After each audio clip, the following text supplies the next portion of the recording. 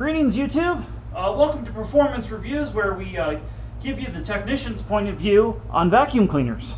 And today I'm just going to show you a couple quick tips to keep your Bissell up and running at its best, and what to troubleshoot for when this machine loses suction, loses power, isn't cleaning right, because there's a lot to go wrong and will go wrong.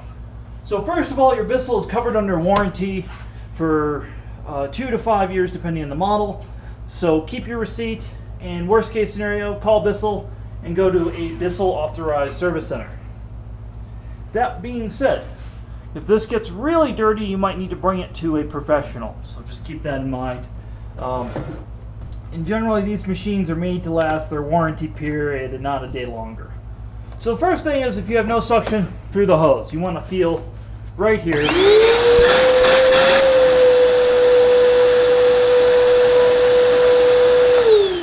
What it should sound like. If yours sounds any different, keep that in mind. Now, one thing you can use is a couple of coins will make diagnosing your machine very simple. So the first thing we're going to do is see if it'll suck the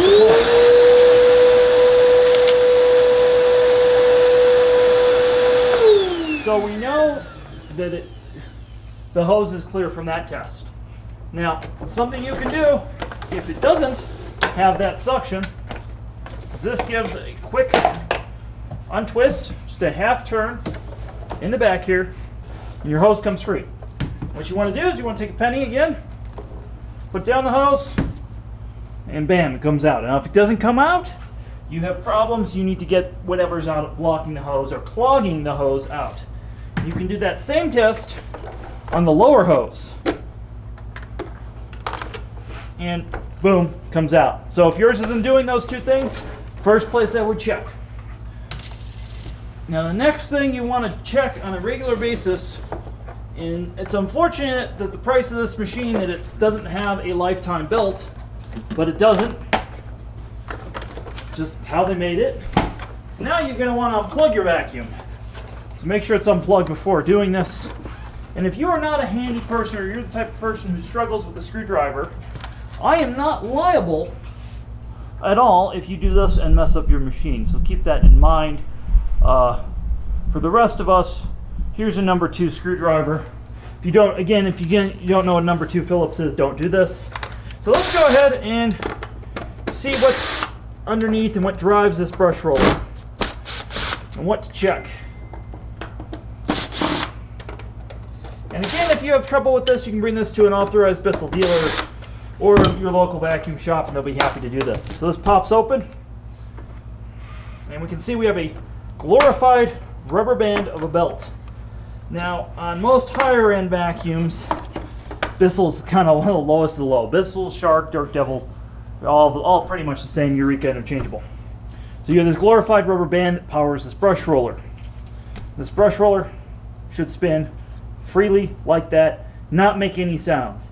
Now, it's very common for this brush roller to go out. It's not a warranty item, so if you see any sort of melting or it's not spinning free, it's time to replace your brush roller.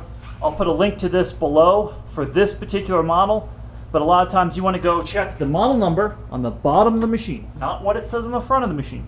The model number on the back of the machine, which this machine is a 2259, to give you an example, and you want to put that in Bissell's website, get the part number, and then see if it's available on Bissell's website, Amazon, your local store, wherever. So that's for the brush roller. Now, Bissell's pretty good about printing on the machine, usually somewhere in the manual. This takes a 7/9/10 belt. Some people will interchange this belt with the Dirt Devil 4.5. Don't do that, just use a 7/9/10 belt. Using the proper belt is important in terms of service with the machine. Now, next part is going to be counterintuitive if this is your only vacuum. And I hope it's not your only vacuum, because this is a pretty bad machine.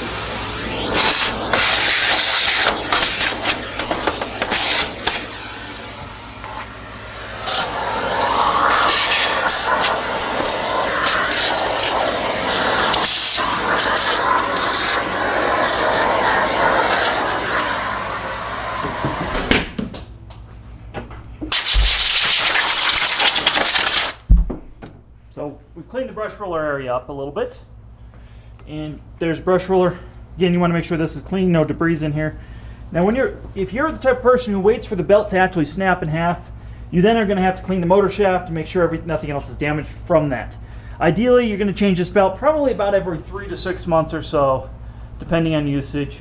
If that's your vacuum once, twice a week, like an apartment or something. If you're trying to do a whole house with this, God bless you. So when you put this back in, you can see the brush roller, the ends are eccentric, so you can't put the brush roller in backwards, is the theory of that. Or at least makes it very hard. Never going to say never.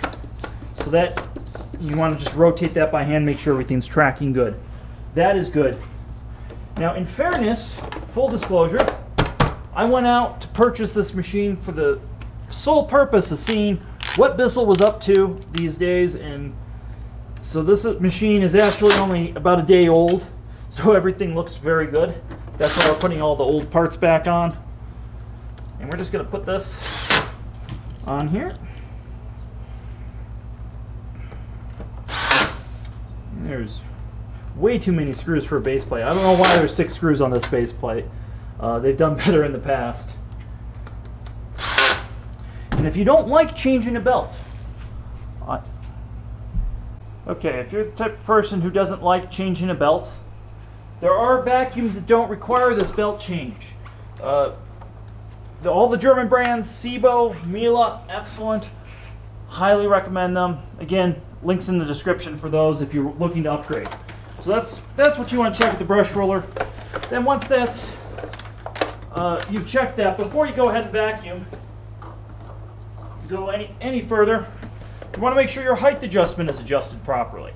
A lot of people like to put on the lowest setting thinking it cleans better. It does not.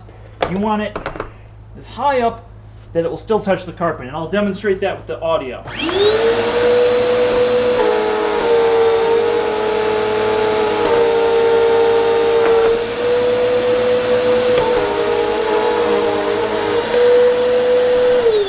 So now that we see that's all working properly right there in terms of height adjustment and belt. So the next part is, again, don't try this at home. I'm what you call a professional. And one of the things you're going to want is a dust mask.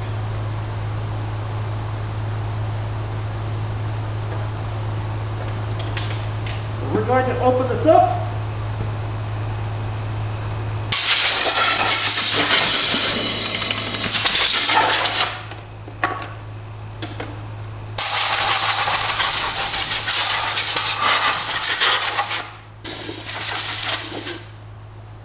Alright, we're blowing this out. You can see that it's mostly clean. So the other thing that must be done to maintain this vacuum is washing the parts on a regular basis. So this just opens up like that. Then this is just like a half turn. That comes out. There's your cyclone. Then you have your pre-motor filter. Now with this machine, at least the one I bought, came with the secondary one, which is nice. So after a couple washings, this one's only a couple days old, but after a couple washings you'll need to throw this away and replace it. Links below. So let's go ahead and wash this. And the thing you want to wash this stuff with is laundry detergent. That is my pro tip for the day. This is just Tide laundry detergent. A little bit of hot water. And you want to make sure all this stuff is clean.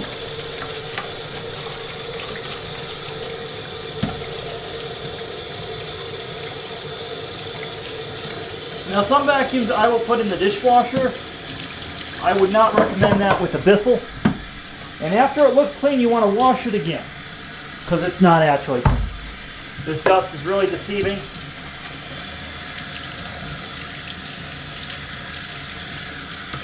And again, mine is fairly new, so it's probably going to look better than yours. And again, you want to make sure all this stuff is nice and clean. Set that up. And you want to use cold water without any soap in the filter. You don't want to wash the filter with soap.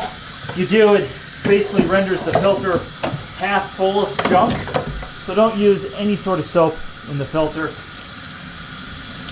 And when you're done, you just want to leave this to dry overnight, at least. maybe 2 days if you're in a dry climate.